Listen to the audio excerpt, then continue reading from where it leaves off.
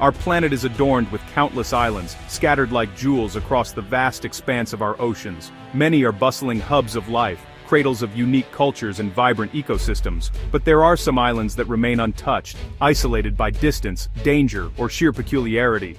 These are places where the human story has never truly begun, or where it met a sudden and definitive end. They are nature's private kingdoms, governed by forces far older and more powerful than our own. For every island that welcomes us with sandy shores and gentle palms, there is another that repels us with unforgiving cliffs, treacherous waters, or an atmosphere of profound and unsettling mystery. These are the corners of the earth that have resisted our attempts at settlement, remaining wild and untamed. They are testaments to the raw power of the natural world, a reminder that not every part of this planet is meant for us. They are living laboratories and silent monuments to time itself. These are three of the strangest islands that no one lives on. Forgotten worlds where humanity has been driven away. We will journey to the tempestuous Southern Ocean, the haunted heart of the Pacific, and the frozen alien landscapes of the high Arctic. Each island holds its own unique story, a tale of survival, isolation, and enduring mystery. Join me as we explore these remarkable and uninhabited outposts of our world. Far to the south of New Zealand, beyond the roaring 40s and furious 50s, lies a solitary group of volcanic islands. This is the Antipodes Group, a place so remote, so battered by the elements, that its very name speaks of its isolation. It is quite literally on the opposite side of the world from London. No one lives here. Visiting is a monumental undertaking, reserved for the most dedicated of scientists and the most resilient of sailors. The journey itself is a testament to the island's remoteness. One must cross the Southern Ocean, one of the most treacherous stretches of water on Earth. Here, colossal waves, sculpted by ceaseless winds, march across the globe unimpeded. To be here is to feel the full, untamed power of our planet's weather engine. It is a place that has, for millennia, guarded its secrets with a fury of wind and water. Upon arrival, what one finds is not a gentle paradise, but a landscape of stark, dramatic beauty. Sheer cliffs, pounded relentlessly by the surf, rise from the inky depths. The air is thick with the cries of seabirds and the salty spray of the ocean. The weather is a constant, shifting presence. One moment a fragile glimpse of sunshine, the next, a howling gale that sweeps across the tussock grass with ferocious intent. This is a sub-Antarctic island, a world caught between the temperate and the frozen. The vegetation is low-lying and hardy, dominated by immense fields of tussock grass that ripple and sway like a golden ocean in the wind. There are also strange and wonderful megaherbs, plants that have evolved to giant proportions in this harsh climate. Their colorful blooms, a surprising splash of vibrancy against the muted greens and browns of the landscape. Life here has adapted to the relentless challenge of survival. The islands are a crucial breeding ground for millions of seabirds. Albatrosses, with their magnificent wingspans, soar effortlessly on the perpetual winds, returning here to nest and raise their young. They are masters of this aerial realm, their presence a constant and graceful reminder of the island's wild heart. Penguins, too, have made this their fortress. Erect-crested penguins with their comical and expressive yellow eyebrows navigate the treacherous, slippery rocks with a surprising agility. They form vast, noisy colonies, their calls echoing against the cliffs. They face a daily struggle, braving the frigid, predator-filled waters to find food for their chicks, their lives a constant cycle of risk and reward. But perhaps the most unique residents are the land birds. Two species of parakeet, the Antipodes Island parakeet and Reischek's parakeet, have carved out a life here. It is an extraordinary sight. A parrot, a bird we associate with tropical warmth, thriving in this cold, windswept world. They have adapted their diet, feeding on seeds, leaves, and even scavenging on seabird carcasses when the opportunity arises. The human story here is one of failure and tragedy. Attempts at settlement were brief and disastrous. The harsh climate and infertile soil made agriculture impossible. Shipwrecked sailors who washed ashore faced a desperate struggle for survival, leaving behind only faint traces of their ordeal. The island rejected them, its environment simply too formidable for permanent human habitation. Today, Antipodes Island is a protected nature reserve, a UNESCO World Heritage Site. Access is strictly controlled. The greatest threat now comes not from settlement, but from accidental introductions. A single mouse, arriving on a ship, could wreak havoc on the delicate balance of this unique ecosystem, preying on the eggs and chicks of the native birds that have never known a mammalian predator.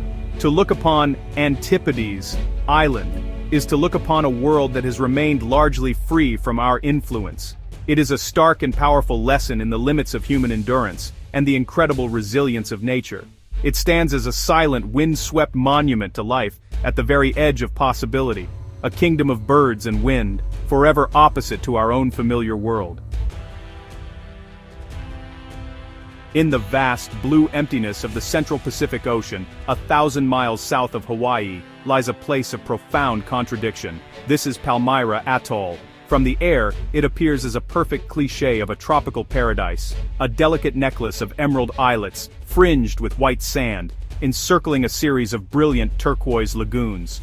But Palmyra is no ordinary paradise. It is an island with a dark reputation, a place said to be haunted by its past. It is one of the most remote places in the United States, an unincorporated territory without any permanent residents. The atoll is a riot of life, a biological hotspot teeming with a density of living things that is almost overwhelming. The air is humid and heavy, filled with the scent of damp earth and decaying vegetation, and the constant hum of insects. The jungle is a thick, impenetrable wall of green, where trees and vines wrestle for access to the sunlight. Beneath the surface of its placid-looking lagoons, another world thrives. The coral reefs of Palmyra are among the most pristine on the planet. They are vast, complex cities of coral, bursting with color and activity. Sharks in numbers rarely seen elsewhere patrol these waters with a primal authority. Manta rays, graceful and enormous, glide through the currents, while countless species of fish swarm in glittering, ever-shifting clouds. This biological richness is, in part, due to the atoll's unique position.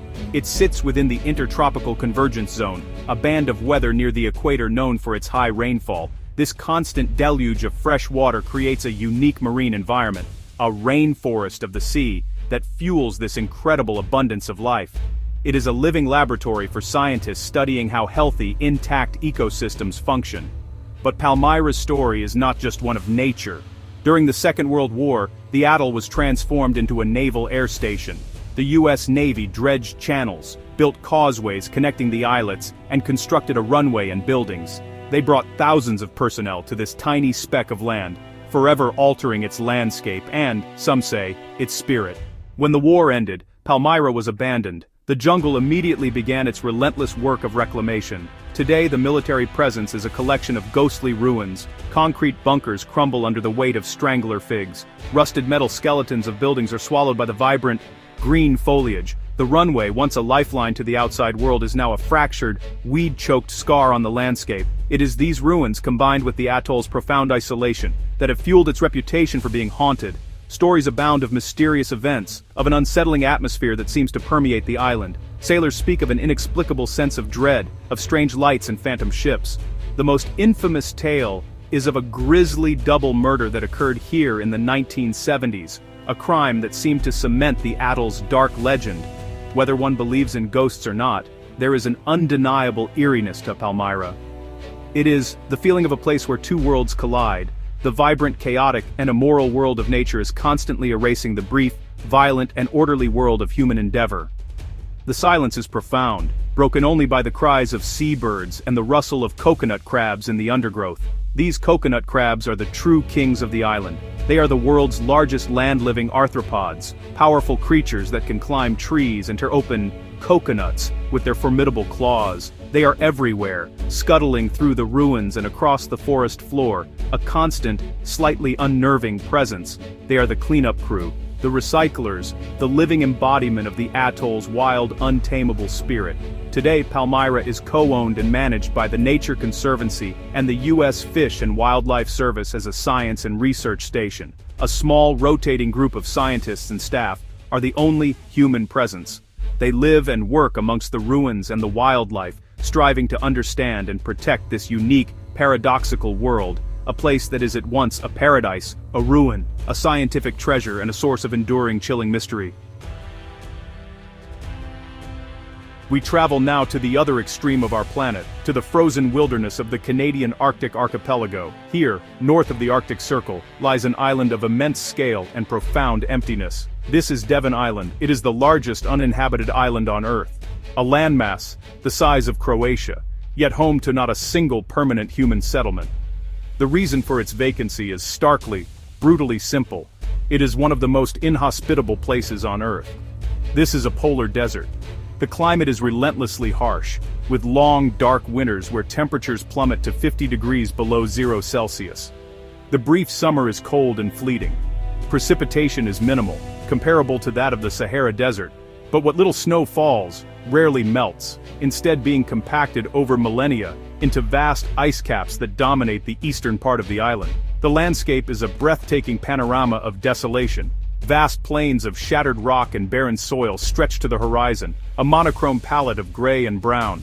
Deep canyons carved by ancient rivers that now flow for only a few weeks a year, slice through the plateaus. It is a world stripped bare, where the geological bones of the planet are exposed to the sky. Yet, this forbidding landscape holds a secret.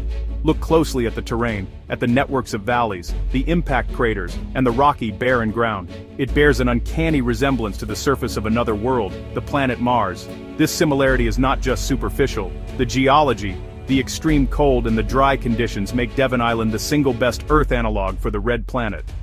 It is for this reason that a very specific and very small group of people come here. For a few weeks during the brief summer, scientists and researchers from the Mars Institute and the SETI Institute inhabit the Houghton Mars Project Research Station. This small outpost of humanity is dedicated to learning how to live and work on another planet. Here they can test technologies and strategies for future human missions to Mars. When you see astronauts, in their bulky spacesuits, driving rovers across the desolate plains, it is easy to forget you are still on Earth. They conduct geological surveys, test drilling equipment, and practice extravehicular activities, all in preparation for a journey of millions of miles. Devon Island provides a crucial training ground, a place to face the challenges of planetary exploration without leaving our own world. Life, even in this extreme environment, finds a way, though it is sparse and tenacious. In the more sheltered valleys, where a little moisture can accumulate, one can find hardy mosses, lichens, and a few species of resilient flowering plants clinging to life. They are a testament to the incredible tenacity of biology, surviving in conditions that seem to preclude its very existence. The only large native mammals are small herds of muskoxen. These prehistoric-looking creatures with their shaggy coats and formidable horns are perfectly adapted to the Arctic cold. They roam the barren plains, their hooves scraping away the thin snow to find the sparse vegetation beneath. Their survival here is a masterpiece of evolution, a life lived on the absolute margins. A key feature of the island is the Houghton Impact Crater, a 23-kilometer-wide scar left by a meteorite that struck the Earth some 39 million years ago. The impact shattered the bedrock and created unique geological formations that have been perfectly preserved by the cold, dry climate. It is this crater that provides much of the Mars-like terrain that is so valuable to researchers. For the rest of the year, Devon Island is left to the wind, the ice, and the polar night. It returns to its natural state of profound silence and solitude.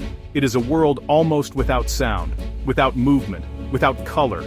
It serves as a powerful reminder of what much of the universe is likely to be: beautiful, vast, and utterly indifferent to life. A world waiting, perhaps, for footsteps that have not yet arrived. From the windswept shores of the subantarctic to the haunted lagoons of the Pacific, and on to the Martian plains of the high Arctic, we have journeyed to the edges of our inhabited world. These islands, each in its own way, have rejected our attempts to tame them. They remain as powerful symbols of nature's sovereignty, places where the rules are not made by us, and where our presence is at best temporary and conditional. They are not empty wastelands. They are worlds full of their own unique forms of life, their own histories, their own mysteries. They challenge our perception of what an island can be, not just a sanctuary or a paradise, but also a fortress, a laboratory, or a mirror to other worlds. They remind us that our planet still holds vast, wild spaces, places that have endured without us and will likely continue to do so long after we are gone. Preserving these uninhabited islands is not just about protecting rare species or unique landscapes. It is about preserving the very idea of wildness itself. These forgotten worlds serve as a vital counterpoint to our bustling, interconnected civilization. They are a source of wonder, of humility, and of endless scientific fascination. They are the silent, watchful guardians of Earth's deepest secrets, standing testament to the raw, untamable, and enduring power of the natural world. And in their solitude, they hold a beauty and a meaning that is profound and everlasting.